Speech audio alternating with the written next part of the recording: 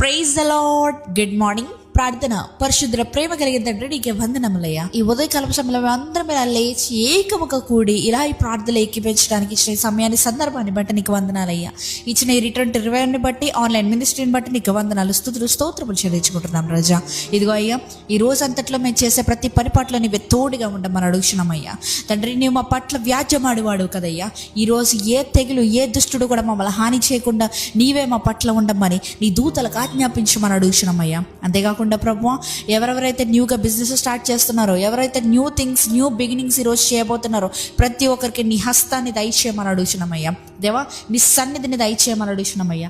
నీ సన్నిధి రాని ఎడల, నీ జీవాత్మ రాని ఎడల, లేకపోతే ఒప్పని ఎడల మా జీవితంలో ఏ కార్యం కూడా మేము చేయకూడదయ్యా. నీకు ఇష్టం లేని ఏ కార్యములు కూడా మేము తలంచకూడదు, తలంపుల్లో కూడా రానివ్వకూడదయ్యా.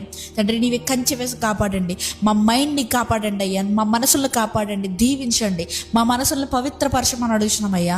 దేవా, మేము ఆలోచించే ఆలోచనలు, తలంపులు ఏ చీడత్వమైన మా తలలోకి కానీ, మా ఆలోచనలోకి కానీ, మా మైండ్లో కానీ రాకుండా దేవా కంచె వేయ్యా. యోబుకి వేసిన కంచె మా చుట్టూ వేయమని అడుగుతున్నాం రాజా.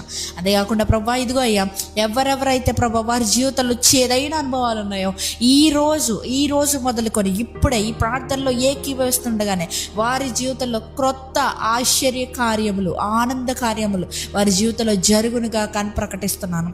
ఎవరెవరైతే ఇది నమ్ముతున్నారో, వారి జీవితంలో జరుగుతుందని విశ్వసిస్తున్నారో, ప్రతి ఒక్కరి జీవితంలో నిశ్చయంగా జరిగించమని అడుగుతున్నామయ్యా. ఈ ప్రార్థనలు ఏకీపిస్తున్న సహోదరుడికి ఎవరైతే వేధిస్తున్నారో, ఎవరైతే అప్పుల సమస్యల ద్వారా బాధ పెడుతున్నారో, ప్రతి ఒక్కరి గురించి ప్రార్థిస్తున్నానయ్యా. నీ చిత్తమైతే దయ పుట్టించి ప్రభువా. దేవా, నువ్వే కదా ప్రభువా ఎస్తేరు పట్ల రాజుకి దయ పుట్టించావు. అటు రీతిగా ప్రభువా, ఎవరైతే అజ్ఞానులు చేసిన అప్పులు, అజ్ఞానులు చేసిన ఏవైతే బిల్స్ ఉన్నాయో వాటిని కట్టడానికి స్తోమత లేని ప్రతి ఒక్కరి ఎవరైతే ప్రార్థనలు ఏకీవిస్తున్నారో వారి పట్ల, వారి యజమానులకు కానీ, వారికి ఇచ్చిన ప్రతి ఒక్కరికి కానీ నీ చిత్తమైతే దయ పుట్టించమని అడుగుతున్నాం రాజా. ఈ రోజంతా నీ రెక్కల చోటుని కాచి కాపాడమని, ఏ తెగులు కూడా, ఏ దుష్టుడు కూడా మాకు హాని చేయకుండా ప్రభువా అగ్ని రథాల వంటి కంచె మాకు వెయ్యమని నజరేయుడైన యేసుక్రీస్తు నామములో అడిగి వేడుకొనుచున్నాము పరలోకపు తండ్రి. ఆమేన్.